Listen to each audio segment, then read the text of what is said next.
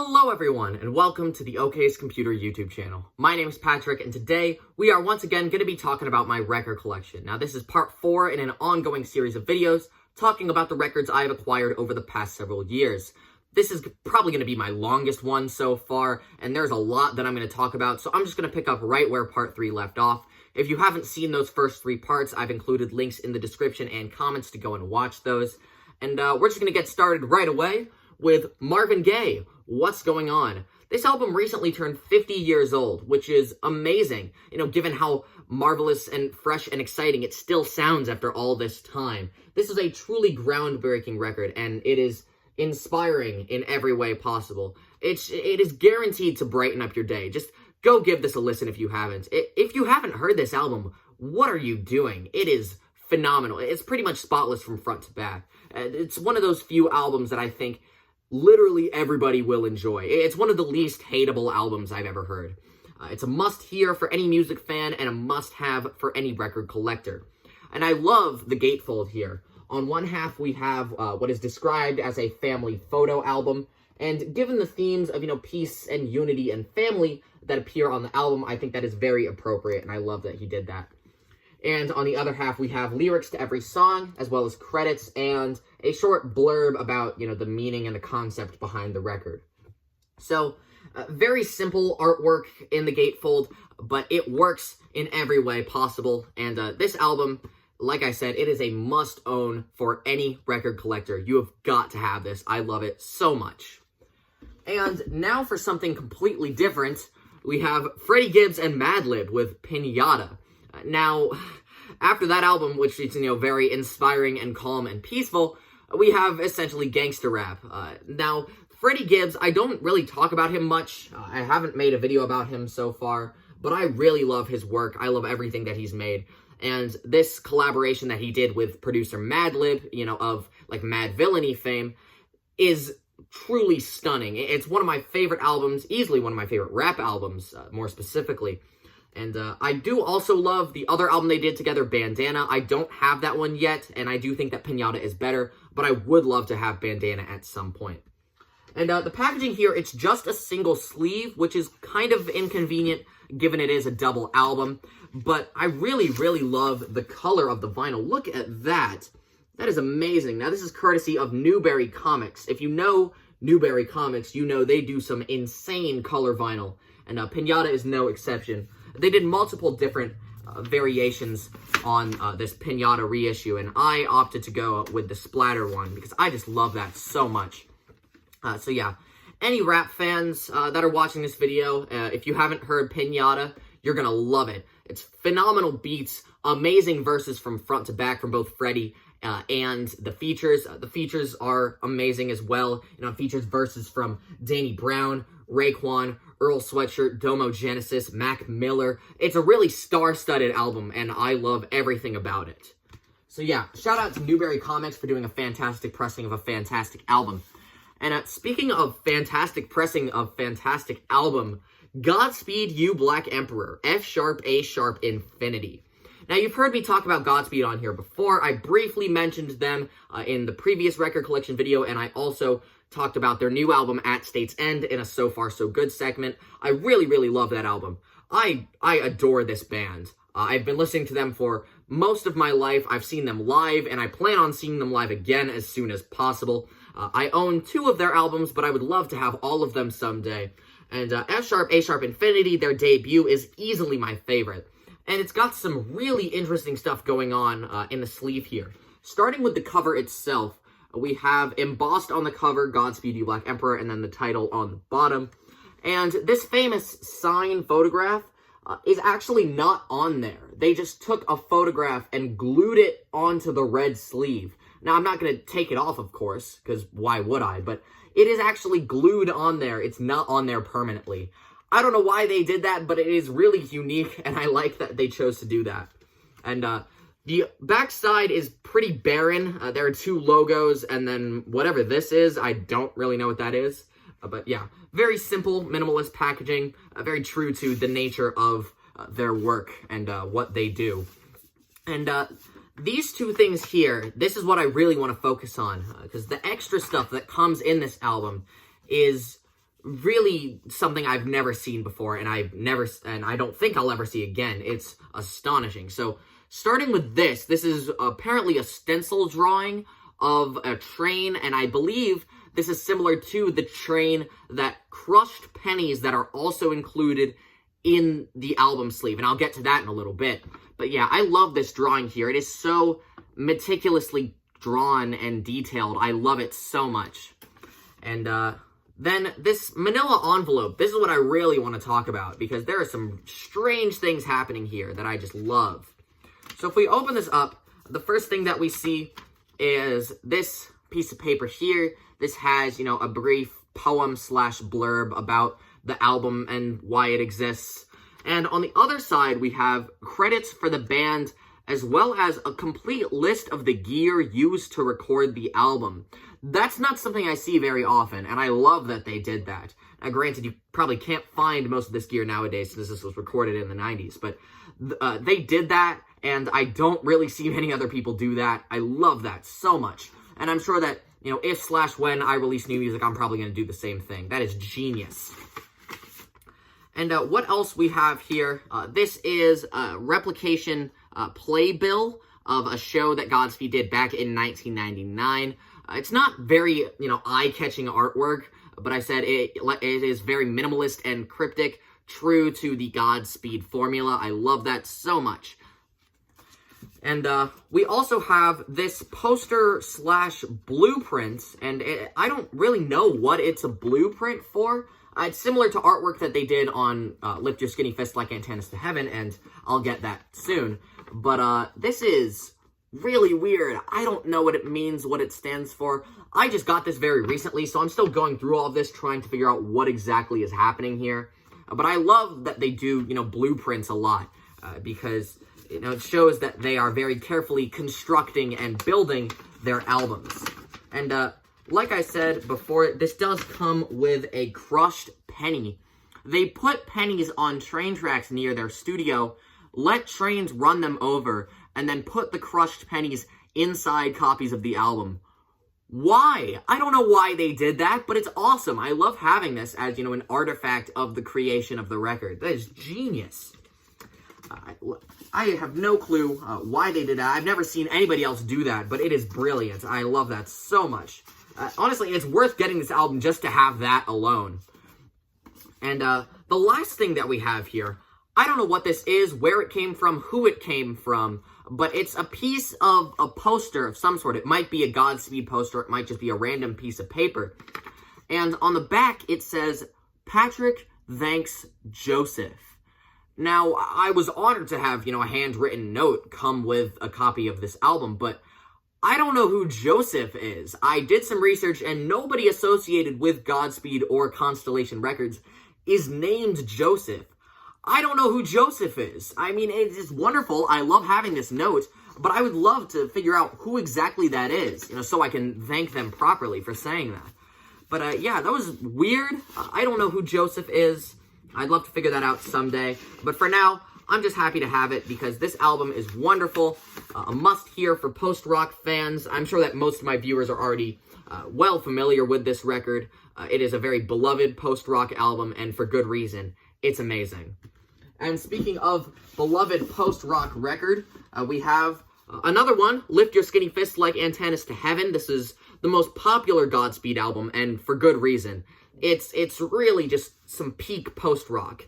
This is most people's favorite Godspeed album, and if any of you say that it's yours, I'm not going to try and disagree. I personally prefer F-sharp, A-sharp, but I really love this album as well. This was the first of theirs I ever heard, and I love it so much.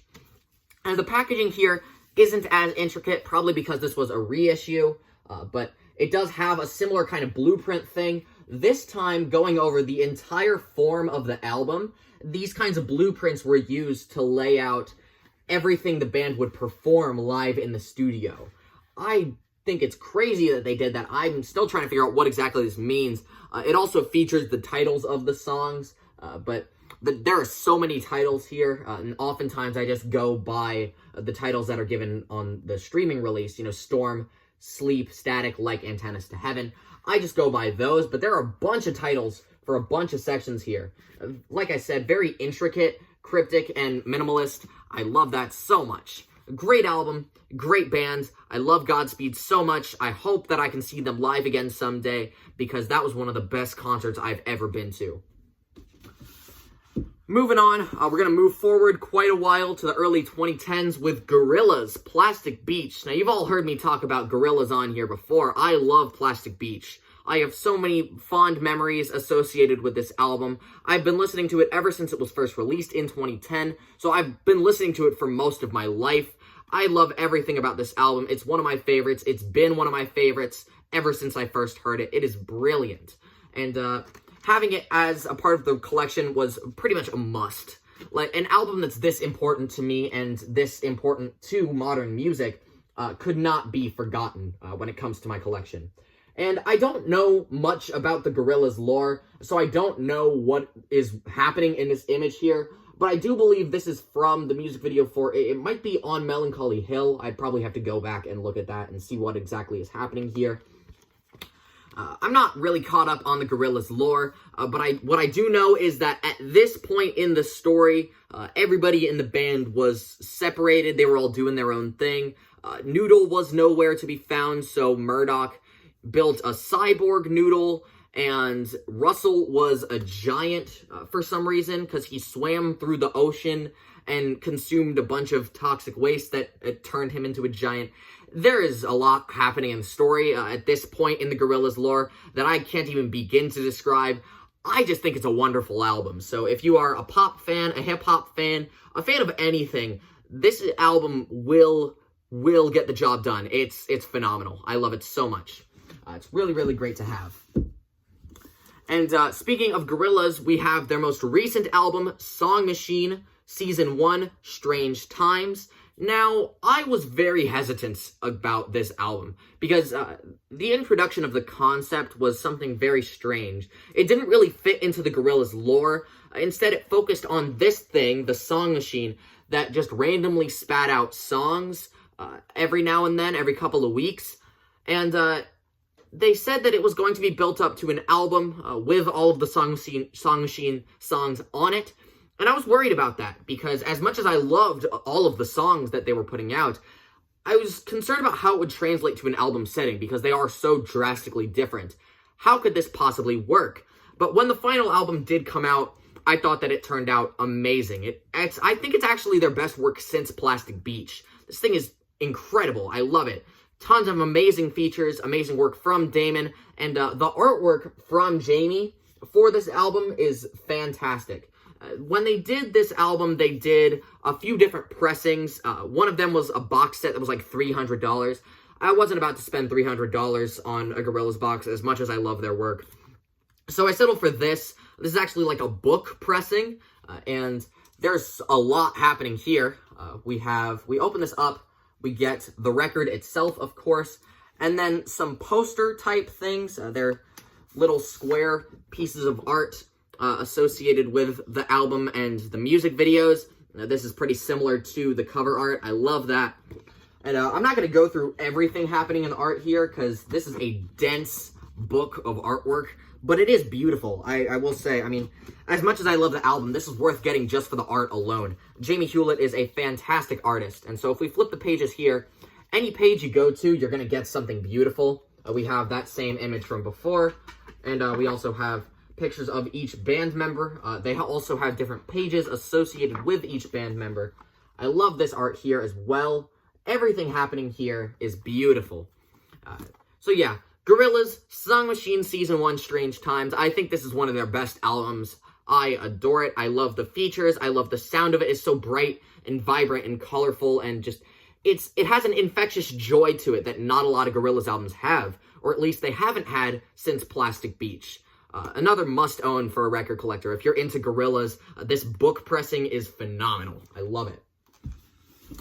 Up next, we have something that's really different. This is not the kind of thing that I normally get, but another one where I have a lot of fond memories associated with it. We have Grandmaster Flash and the Furious 5 with The Message. Now, I know what you're thinking.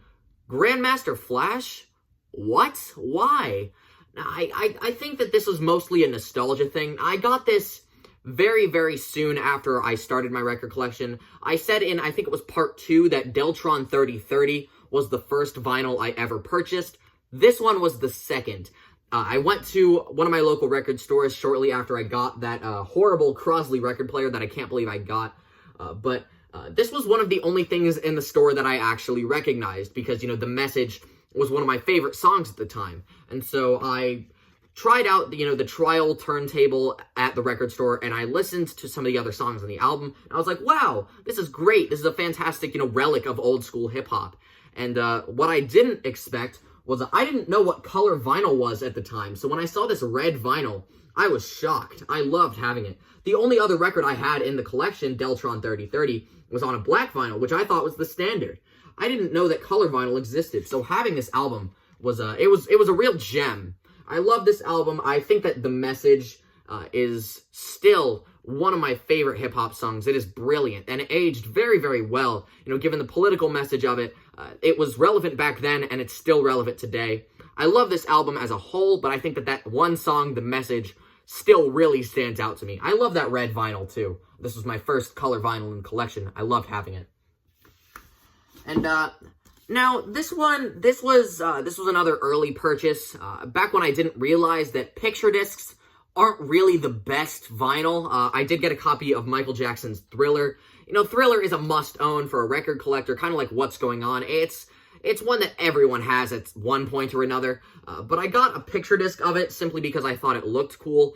I didn't realize that picture discs actually have much worse sound quality, but listening back to it now compared to other standard records I have, I realize, oh, maybe this wasn't the best purchase. But, you know, the album itself is still great. While it's not my favorite Michael Jackson record, and I would much rather, like, listen to a Prince album at any time, it's still a fun album. It's full of classic tracks. I mean, you can't really beat something like Billie Jean or Thriller or PYT, beat it. It's a classic album. It's one of the best pop records of the 80s for sure. I have heard better, but you can't really say no to Thriller.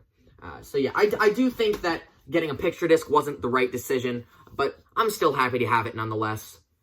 Now up next, this is something that I'm sure a lot of you might be surprised by, but I have Green Day, American Idiot.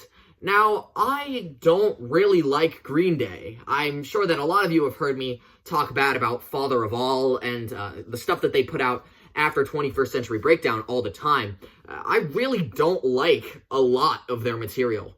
But I do think that early Green Day and everything up until American Idiot, I actually really enjoy it. Now, I've talked bad about them all the time, but I think that a lot of Green Day's discography was very, very good for the most part, and American Idiot is no exception. This is a grand, extravagant, totally excessive concept album that ended up being one of the defining political music statements of that era. I love it. I love it. I love it. I love it. And I'm sorry that I hadn't talked about that before, but I do think that I am a Green Day apologist. As much as I hate their work now, I think that we can't forget how good a lot of their early work is. And going into this, you know, concept album era with American Idiot, I think that they really did a great job with this. And I love this gatefold here that has, you know, it's a very edgy image. One side says rage, one side says love. It's totally overkill, but I just love it. I think it's great. And there's also a massive poster here that has the lyrics to the full album. I don't think I'm going to hang this up, you know, being that I'm not a very big Green Day fan nowadays, but I like the handwritten lyrics. I think it works great to go with the kind of edgy pseudo-punk aesthetic of this pop-punk album. And it seems like it was, you know, like written by the protagonist of the album. I love that. I think that that's great. So, although I do think that Green Day has not aged very well, and the material they've put out recently has been extremely lackluster, I think we can't forget how good a lot of their material was, and American Idiot is a great album. I'm not ashamed to say that. I think this is a great album. And speaking of which, I also have my favorite Green Day album, Kerplunk. Now, this was a lot earlier. This was one of their first albums, and I think that this is by far my favorite Green Day record. And as much as I love, you know, how crazy American Idiot really is, I think that this basic, simple pop-punk album, I think that this is where they really shine. It features a lot of their best songs, specifically Welcome to Paradise and One of My Lies. And the album as a whole is very, very cohesive. It's an easy listen by pop punk standards. You might think that, because it is a pop punk album, that it's super cheesy and it's not really enjoyable, but no, this was Green Day at their best. I think that they really nailed it with this one, and they wouldn't really recapture that magic again. I love this record. And this pressing is fantastic as well. It came with a 7-inch, and I'm going to talk about my singles in a separate video, but this did come with an extra 7-inch single with some great songs on it. But this vinyl, look at that. That is beautiful. This green and white splatter, that is awesome. I love that. I actually got this not only because this was my favorite Green Day album, but I got it mostly off of just looking at that vinyl alone. I think it looks beautiful, and it sounds great as well. Considering that this was one of their much rougher and rawer recordings, I was surprised that it sounded as good as it did. This is a great album, and like I said, we can't forget about how good a lot of Green Day's work is. And we've got just a couple more to talk about, but we've got this one. This one I acquired pretty recently. It's an album that's in very high demand, and so I was looking to get it. I've been trying to get it for the past, year or so, and I somehow finally got my hands on it. Have a Nice Life, Death Consciousness. What can be said about Death Consciousness that hasn't already been said? This is one of the most notoriously sad albums in existence, and it's a real gem of, indie music and lo-fi music. It really speaks for itself. I adore this album, and I'm sure that a lot of you do as well. This is one of my all-time favorites, and it deserves everything that is said about it. It's so good. And this is one of the recent reissues.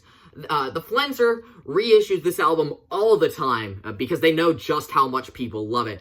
And I was finally able to get my hands on one of these before it sold out, and I am so happy I did. And this is very, very intricate packaging. I think it was worth the money. It was worth the wait. I love this here. There's a lot of poetry going on in this album, both in the gatefold here, in the music, and also in a booklet that came with it. It goes to show that not only is Dan Barrett an excellent musician, but he is also a fantastic poet and writer. And this is, yes, the famed booklet. A lot of people get this album just for this booklet. And it's a 75-page book of assorted essays and poetry and artwork associated with the album. It's astonishing. I have yet to sit down and read the whole thing. I probably will at some point when I listen to this album. I actually haven't put this on the turntable yet. I've had this for several months, but I still haven't listened to it. Mostly because I'm dreading how sad it is. I haven't actually, as much as I talk about Death Consciousness, as much as I adore it, I haven't listened to it in a very long time because of how overwhelmingly sad it is. However, I do think that, now that I have a copy of it, I might as well quit stalling and give it a listen. It comes on this very pretty maroon vinyl. I think it's described as ox blood. Now, the weird thing is, when I bought this, I bought it on Bandcamp, and I thought that I bought the ox blood splatter. I mean, you've seen how much I love splatter vinyl. I thought that I got one of those, but I guess not. That's fine by me, though, because, it still looks beautiful. Everything happening here, from the poetry on the inside, the gatefold, the album cover, everything is pristine. I love it so much.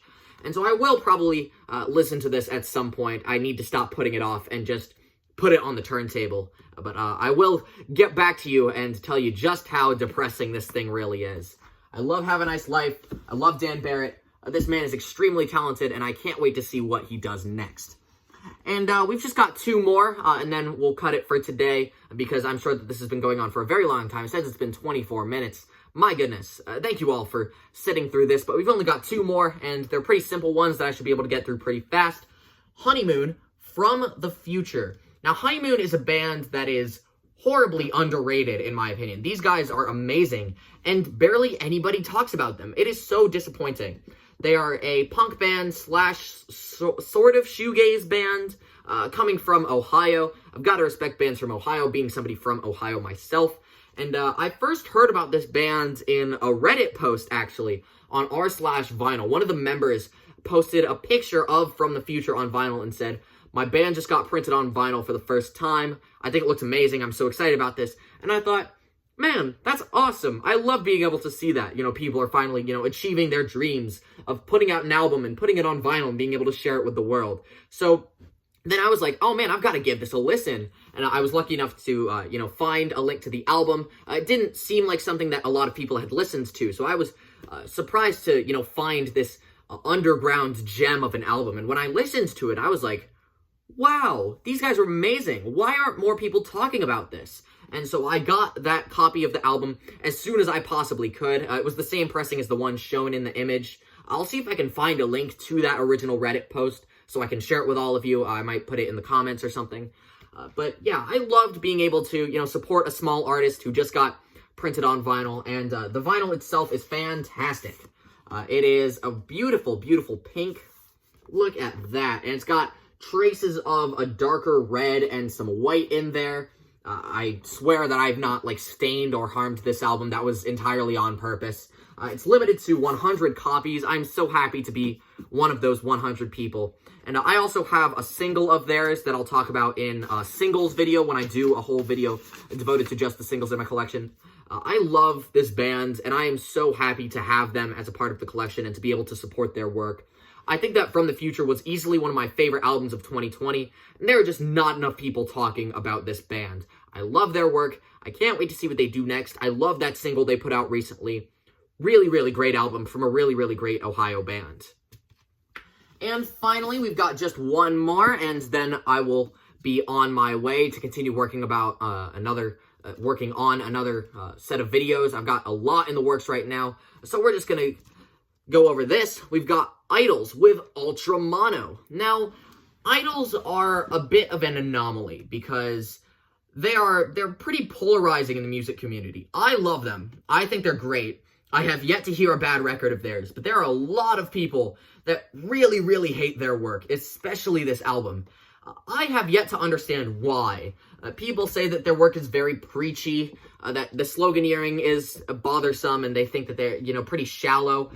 I don't see that. I think that what they're saying on these albums that they've released is great. It is very simple, but it is very effective.